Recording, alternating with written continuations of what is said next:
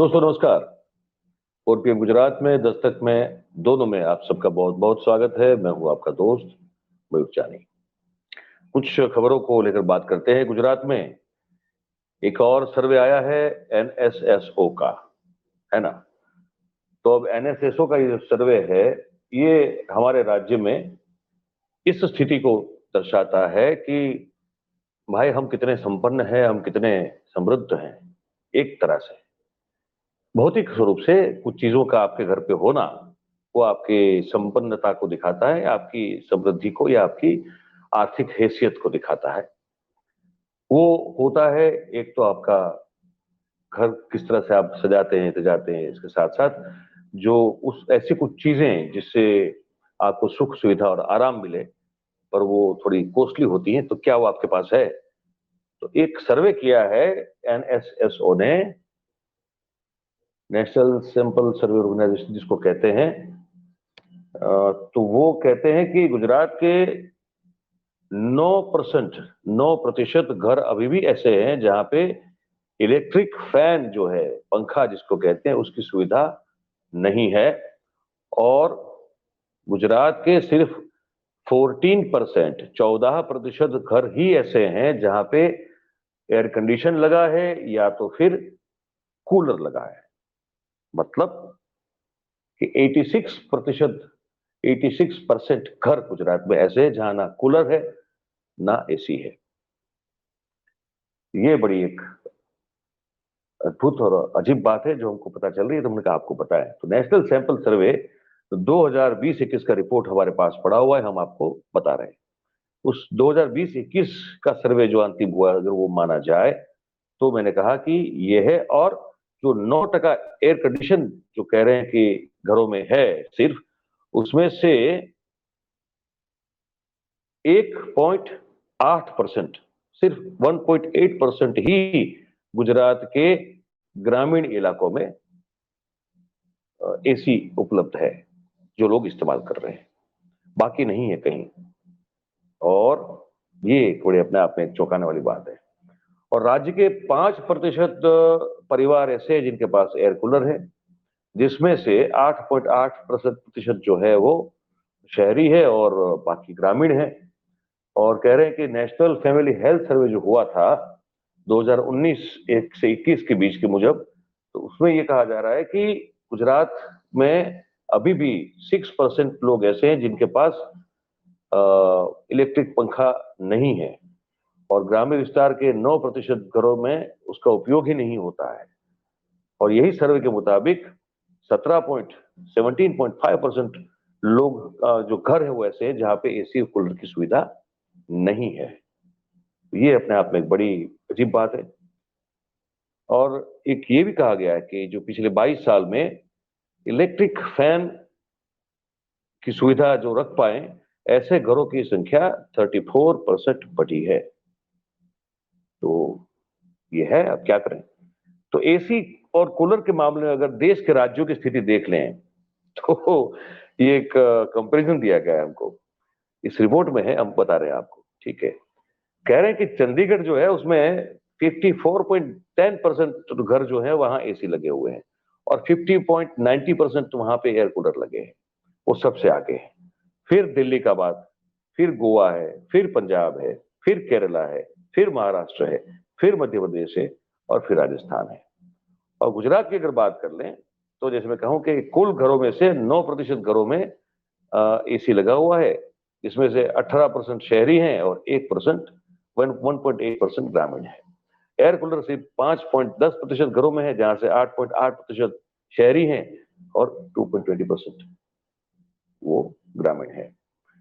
और ये भी एक जानकारी इसमें दी गई है कि पिछले 10 साल में लैंडलाइन फोन जो आते थे ना, जो आप इस पीढ़ी को तो पता भी नहीं है, उसने देखा भी नहीं होगा, लेकिन लैंडलाइन फोन भी एक बहुत बड़ी एक चीज हुआ करती थी भाई। तो अभी भी कुछ जगह है, लेकिन बताया जा रहा है कि पिछले 10 साल में गुजरात में 12 लाख लैंडलाइन फोन जो है उसका कनेक्शन जो है वो वापस कर दिया गया।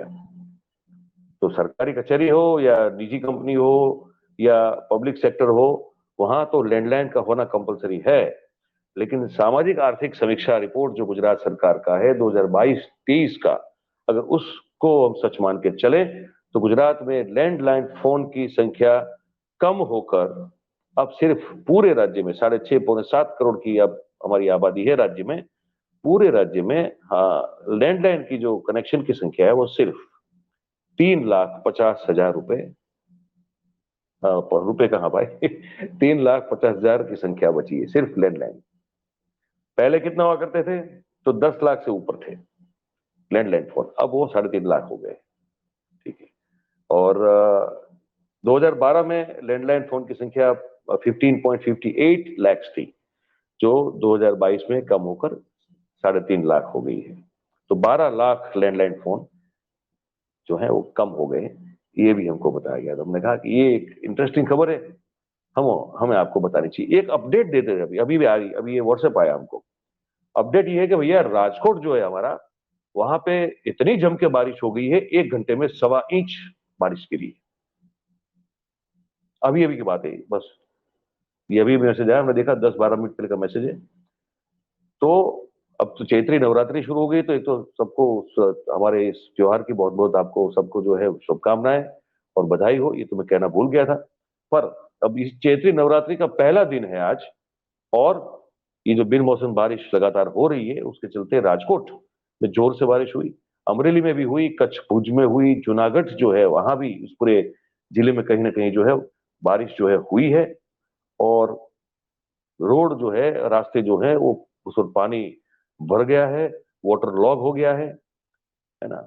तो ये सब समस्या अभी है, और अभी भी बताया जा रहा है कि 23 मार्च और 24 मार्च को भी बारिश होने वाली है। और पानी पानी से पूरा जो है राजकोट का मार्केट रोड रास्ते जो है वो अभी जम गए, वो पानी वहां पे जमा हुआ है अभी। तो ये भी हमको एक अपडेट था, हमने कहा बीच में आया है तो हम आपको बता दें, जब अभी व्हाट्सएप पे आया था ये। और एक इंटरेस्टिंग चीज जो हम आपको बताना चाहते हैं वो ये है, भाई हम बार बार हमेशा ये कहा जाता है, और ये कहीं हद तक सच भी है कि अ, पुरुष प्रधान समाज अभी भी है हमारा। तो महिलाओं को उनका उत्पीड़न, उनको अब्यूज करना, ये सब जो है हमारे समाज में आज भी हो रहा है। लेकिन एक रिपोर्ट ऐसी आई है जो बड़ी चौंकाने वाली है, तो मैं आपको, मुझे लगा मैं आपको बता दूं रिपोर्ट क्या है। ये पतियों के बारे में है, पति पत्नी के संबंध के बीच में अगर पत्नी के ऊपर जो अत्याचार होता है वो तो मतलब किसी पे भी नहीं होना चाहिए, लेकिन ये पति को लेकर खबर है। तो मैं बताऊं आपको कि पत्नी पीड़ित पति की हालत क्या है। ये रिपोर्ट कह रही है कि 81,063 पतियों ने गृह कलेश के चलते आत्महत्या की। और ये एक चौंकाने वाली बात है। तो महेश कुमार तिवारी साहब हैं, एक एडवोकेट हैं, उन्होंने उन्होंने जो है सुप्रीम कोर्ट में एक याचिका दायर की है, और उसके साथ साथ अपने सपोर्ट में नेशनल क्राइम रिकॉर्ड ब्यूरो जो है हमारा एनसीआरबी, उसके कुछ आंकड़े फैक्ट्स फिगर जो है वो अटैच किए हैं, और कहा है कि राष्ट्रीय महिला आयोग की तर्ज पर पुरुषों के लिए भी राष्ट्रीय आयोग की रचना की जाए। ये सुप्रीम कोर्ट में उन्होंने मांग की, और उन्होंने दावा किया है कि 2021 में देश भर में 1,64,033 लोगों ने आत्महत्या की थी, जिसमें से उन आत्महत्या करने वालों में से परिणीत मतलब जो जिसकी शादी हो चुकी थी, जो शादीशुदा थे, ऐसे पुरुषों की संख्या 81,063 थी, जबकि महिलाओं की संख्या 28,680 थी। और 2021 में लगभग 33.2% पुरुषों ने पारिवारिक समस्याओं के चलते, और 4.8 मतलब 4.8% पुरुष ने लग्न संबंधित समस्याओं के चलते अपनी जान गंवाई है, ये इन्होंने बताया। तो ये एडवोकेट महेश तिवारी साहब है, उन्होंने कहा कि यूके, यूएसए, कनाडा जैसे विकसित देशों में घरेलू हिंसा जो होती है, वो वहां वो जो कानून होता है वो जेंडर न्यूट्रल होता है, सिर्फ एक जेंडर के लिए नहीं होता है। तो वहां स्त्री और पुरुष के बीच में कोई भेदभाव नहीं किया जाता। तो यहाँ क्यों है, यहाँ सिर्फ महिलाओं के लिए विशेष अधिकार क्यों है, ये पुरुषों को भी मिलना चाहिए, ये एडवोकेट साहब का कहना है। और उन्होंने कहा कि पति के लिए छह कानूनी हथियार है। आप अगर कोई पत्नी पीड़ित पति हो तो मैं आपको बता दूं, एडवोकेट साहब कह रहे हैं, मैं आपको बता रहा हूं माध्यम बन के। वो कह रहे हैं कि पति के पास जो है वो अगर उसकी पत्नी अगर कोई उनके खिलाफ हिंसा करती है या उसको अब्यूज करती है तो उसको लेकर भी फरियाद करने का अधिकार है। और अपनी खुद की कमाई से जो संपत्ति का सर्जन अगर कोई पति ने किया है तो उस पर सिर्फ और सिर्फ उसी का अधिकार है। वो अगर पत्नी उस पर जो है हड़पना चाहती है तो वो कानूनी तौर पर लड़ाई लड़ सकते हैं। अगर पत्नी मेंटल हैरेसमेंट करती है तो पुलिस या कोर्ट में जाके पत्नी के खिलाफ फरियाद कर सकते हैं। और अगर डिवोर्स उनको चाहिए होता है तो वो अगर उनकी पत्नी चाहे ना चाहे लेकिन ये खुद डिवोर्स के लिए पति जो है वो पिटिशन फाइल कर सकते हैं। और ये अजीब है बड़ा, कह रहे हैं कि हिंदू मैरिज एक्ट के तहत पति को भी पत्नी से मेंटेनेंस मांगने का अधिकार है। और अगर एक पक्षीय डाइवोर्स होता है तो उसमें बच्चे की कस्टडी मांगने का भी पति के पास अधिकार है। ये कुछ ऐसे 6 चीजें हमको बताई तो हमने कहा तो हमारे पास है तो बता दें आपको। खैर उन्होंने ये लेटर नोट तो ठीक है, तो हम तो चाहेंगे कि भैया ये हो ही नहीं, है ना। हर चीज जो है अगर वो पति पत्नी के बीच में दोनों के बीच में ठीक रहे तो ही तभी तो कुटुंब ठीक रहता है और तभी बच्चे वगैरह सब ठीक रहते हैं, वरना फिर प्रॉब्लम जो है वो खड़ी होती है। और ये सब खबरें थी, हमने कहा आपको बता दें अभी। और कुछ नई बात आएगी तो आप तक जरूर लेके आएंगे। एक सवालों वाला कार्यक्रम जो है आज जरूर देखिएगा हमारा। आपको उसमें कुछ और इस जो किरण पटेल वाला मामला चल रहा है उसको लेकर आपको इन्फॉर्मेशन मिलेगी। और अमित शाह साहब जो हमारे गृह मंत्री हैं उनके संबंधित भी जो है कुछ बात और कुछ चर्चा उसमें हमने की है, तो वो भी आप जरूर देखिएगा। इस कार्यक्रम में अभी बस इतना ही है और आगे अगर कुछ और होगा तो आपको जरूर अपडेट करते रहेंगे। आप सब जो हमारे साथ जुड़े हैं आप सबका बहुत बहुत धन्यवाद। Thank you very much. और हाँ, 4 PM और दस्तक के साथ आप जुड़े रहें, ये हम गुजारिश करते हैं आपसे। Thank you very much. नमस्कार।